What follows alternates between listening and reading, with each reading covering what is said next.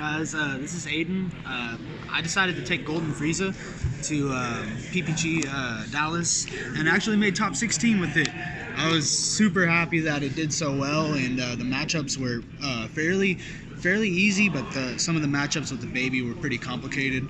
I really enjoyed the day. A lot of my opponents were really good sports, and I had really fun, really great time. My team Godstrike, shout out to them, helped me out, gave me some great ideas. We had some amazing test playing, and I wanted to make set 1 relevant again, but top 16, I played against Blue Yellow Apes and Mira Champa. It sucks. But we're going to go ahead and show you guys what I did, just for, creative advice. And if you guys ever want to try Golden FRIEZA, right now I'll tell you it's a good meta call because there's a lot of things you can do. So, obvious choice, I played Doria, searchable super combo. Definitely pulls through for you because you will see it a lot. I ran 2 double strikes, 1 Kai, 1 Champa. There wasn't really any reason for me to run 2 Kai or run 2 Champa. I just picked what I can. Probably the most self-explanatory card for the deck is Cold Bloodlust. Cold Bloodlust is absolutely amazing. Got the foil, so had to flex. For FRIEZA Call, you would not be able to pilot this deck without FRIEZA Call. This is like the heart and soul of the deck. You pretty much have a toolbox with this deck to get out of whatever situation you need to get, and a lot of the targets here will help you self-awaken to draw, and once you get to the backside is when your deck definitely pops off. And we'll start getting to the toolbox of the deck. So I played the Chilai, FRIEZA First Soldier, just to get some draw, mainly, but if I needed to use the secondary ability to play a Green FRIEZA army, you'll see which ones I'm playing. One of them doesn't get their effect, but another one is very crucial for the strategy. We played 1 Broly prepping for battle.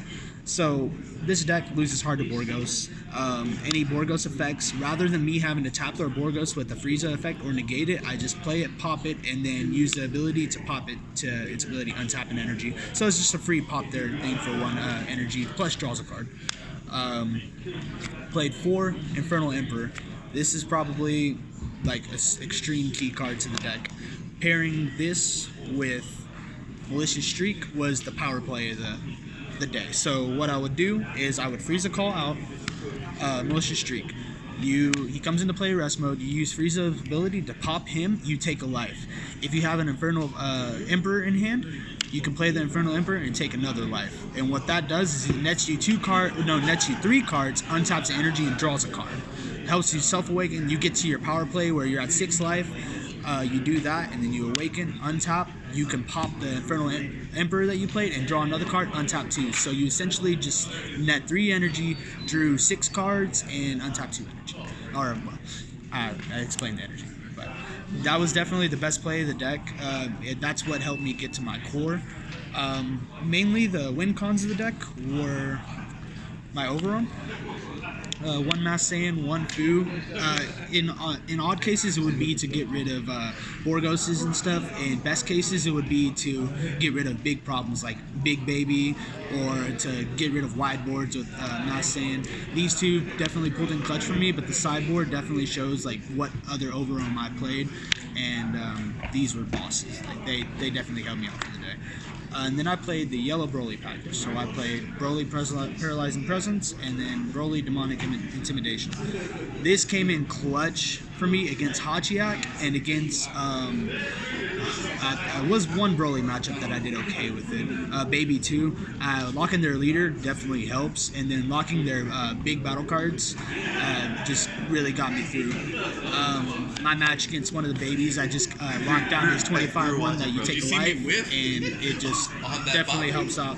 Best package of the deck, because once you get to your point where you're on your awakening turn, you have 2 yellow energy, you play him, pop a FRIEZA army, and then bam, turn 2, you can evolve into this and start swinging 30k, and everybody's just, that's not easy to get rid of. They have to use their removal on this, and then next turn with the Paragus, this is searchable. So you play the Paragus, and I'll show you. So you don't get the secondary ability from the Paragus, but your leader will pretty much does it for you. Paragus, Deadly Premonition.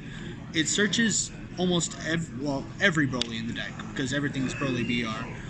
It has the auto, when you play this card from your hand, look at the top 5 cards of your deck and add 1 Broly BR from among them, and then shuffle your deck.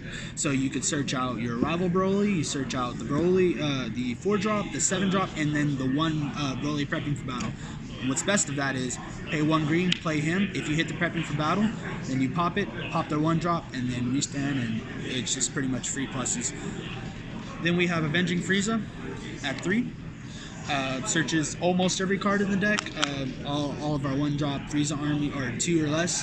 So Malicious Streak, Paragus, Chilai, and then one of the boss monsters, or not boss monsters, one of the boss cards of the deck is Frieza Spiteful Strike, because I don't worry about Borgos when I see this card. This card literally has saved me against blockers when I'm playing the sideboard, or when I'm playing against something that is a big threat, like a big baby ape. I'm just like, okay, I'll use this effect to neg your baby ape, and then bam, we're good. Like, I don't have to worry about this. Or like a buddy of mine was just saying, he played a game to where he negged the Champavados, and they just auto lost because they can't combo with their 1Ks. So I definitely, if you are going to build this deck, you need to have him.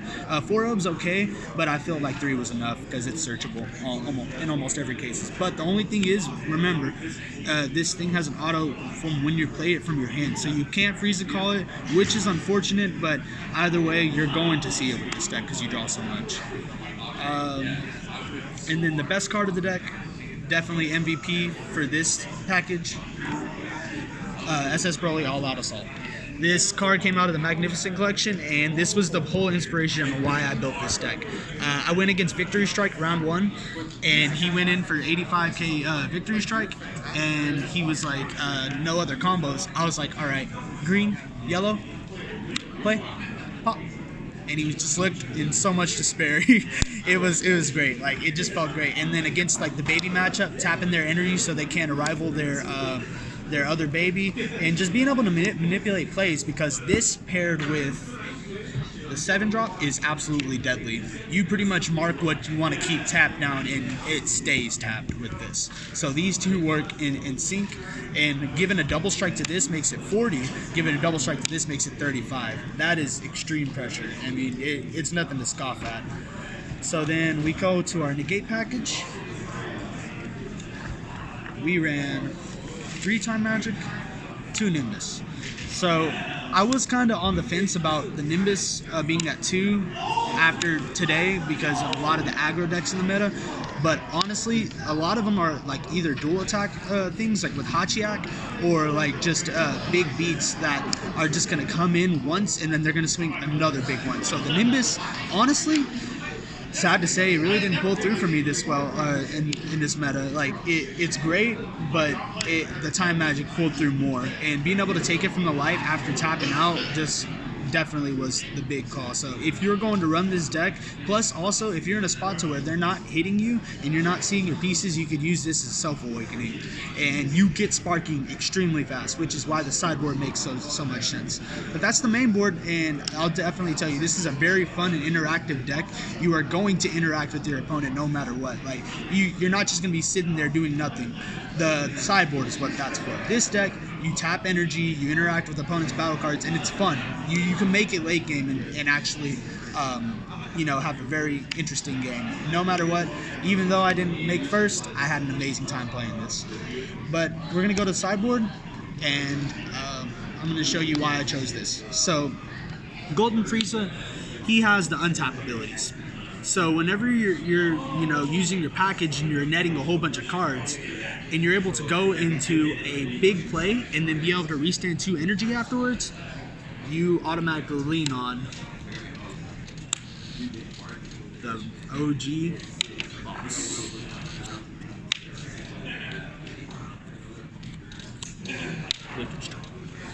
This single-handedly destroyed Hachiak for me. Pretty much when I saw I was playing Hachiak, I would go into game 1 and not show him what I'm doing. I would go ahead and just use green-yellow and just play it out. If I lost, I lost. But actually one of the games against DeMarcus, I was able to get him because I locked his Hachiak leader and went in for double strike with a rival Broly. I'm saying MVP of the deck. If you don't have that card, you can't build the deck. But so for the sideboard, I ran 4 Path to Greatness. And get this all set up. 3 High to Mastery. 1 Victory Strike. 2 Swift Retaliation Cooler. And an extra Nimbus.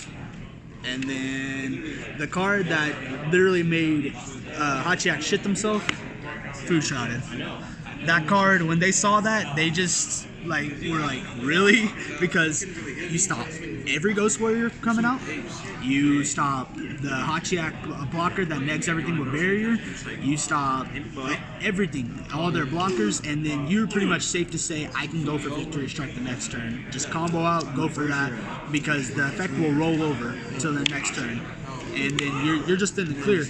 Now, the big thing about it is like my turn 4 play kind of looked something like this. So with this build, I would let me get it all set up so I could show you all the lineup. Also, for most matches, if I wasn't going to side in Victory Strike, I sided in the 2 Cooler, and that actually came in super clutch against the baby matchup. So the turn 4 looked something like this. We're just going to go ahead and show you just as example. So I would have a Frieza army on the field, okay, and I'm at 4 energy. We'll go ahead and say we had 2. So we use Frieza's ability to pop this, untap 1, draw 1, awaken, and then we go ahead and say, alright, I'm at 4 energy, swap, High to Mastery, still have this on the field, awaken, draw 2, pop this, untap 2 energy, and then turn 4. And they just look at you, they're like, did you really just play Victory Strike the same turn you played High to Mastery, not playing Shinron? And the game against Hachiak, I went with this, I was like, swing? He's like, no negates. I went to 145 against Hachiak. It felt so good. But overall, this deck, there's another variant you can do with red-yellow that catches people so off guard with the Clash of Fates Frieza swap. But I had an amazing time, and I really do appreciate the opportunity that they gave us. Shout out to Godstrike again. I represent. We made top 16. We made top 16 with a set 1 leader, Golden Frieza. I'm not done yet though. We're gonna keep on working on it. Thanks everybody.